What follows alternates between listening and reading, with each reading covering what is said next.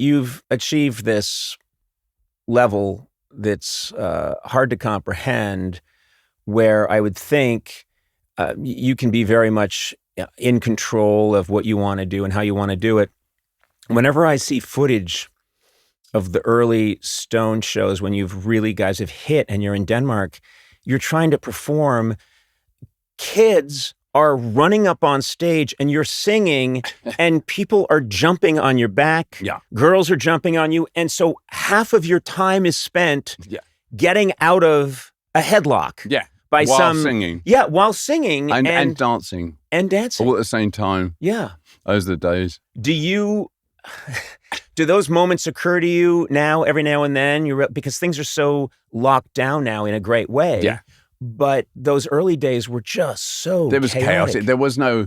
See, the thing was, in those days, there wasn't any organization for these concerts. Right. And the organization was minimal. There was no really security. So if there was security, it was the local police. And the local police had no experience of a concert audience. They'd probably never done it before. Yeah. And in some places, like, we used to play in, like, the West Coast in little places, and the police would come out and there would be like 14-year-old girls and they'd bang them on the heads with their nightsticks. That was their solution. I mean, it's like, huh? We took care of it.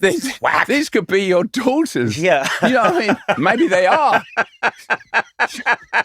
Bang, you know. And it was the same in Europe, you know. I mean, they would just throw them, out of the door bodily. I mean, it was just chaotic. And the other thing that strikes me, which has changed so much, is, not to embarrass you, but you reach this iconic level where if someone were to make a short list of who are the greatest entertainers of the 20th, early 21st century, and I'm including everybody, you're an Al Jolson, Michael Jackson, you're on the very, very short list of this iconic performer. I want to see Al Jolson and Michael Jackson as a duo. Al Jolson, like, on, deliver my shiver, and then moonwalks right past him. Exactly. That's a good one. But, you're in this position, and the press, I don't think people today understand how hostile the media was towards all pop groups. Yeah. But then specifically, they just decided, and it was kind of a press creation. Yeah. The Rolling Stone, they're bad. They're punks before punks. They were bad. Rolling Stones, bad, dirty. Rolling Stones, scary, shouldn't be allowed. That's just sort of press stuff. But people were actually, obviously people were really welcoming in most places. But there was a group that were really not welcoming, but maybe they didn't even know who you were, but they would just shout names at you. They didn't know who you were. They would just shout names. So it was very polarized in a kind of modern way.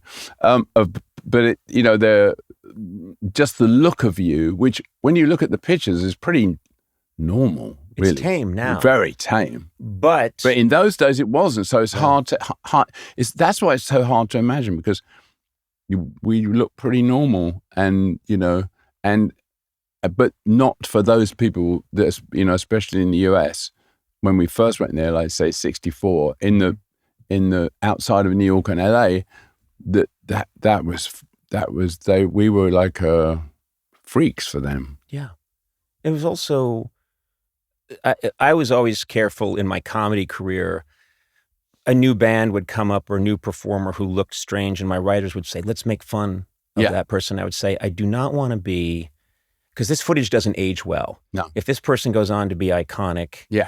And this is when, bands were coming on my show for the first time. Their first TV experience would be a No Doubt or a Green Day. Yeah. And I'm glad that I was welcoming and didn't make any jokes, because they would look so stupid now. Yeah.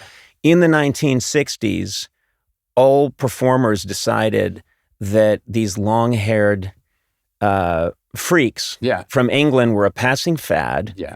They had no conception that this was going to be the music that dominated people's lives for the next 60 years. They didn't know. Well, so no one knew that.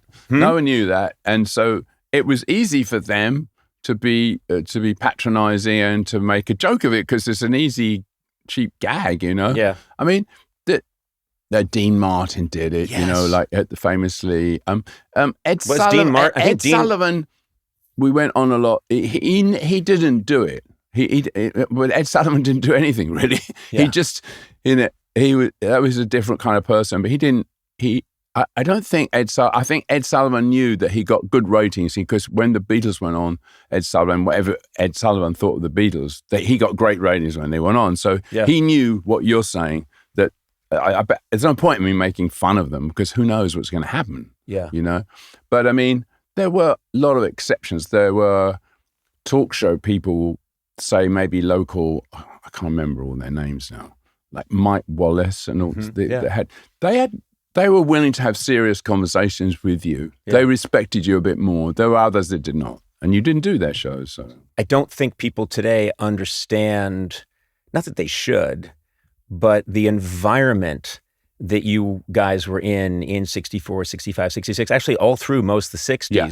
It was a hostile environment, particularly in America. I'm not only America. I mean, I'm not blaming America for being the only. There were hostile in England. There was a lot of hostility, but America was not really ready for this stuff. Really, they weren't. You know, and obviously things changed. I mean, it didn't take long when you think about it in years, like you said, 64 by 66, it was changed a lot. You know, so 2 or 3 years it changed.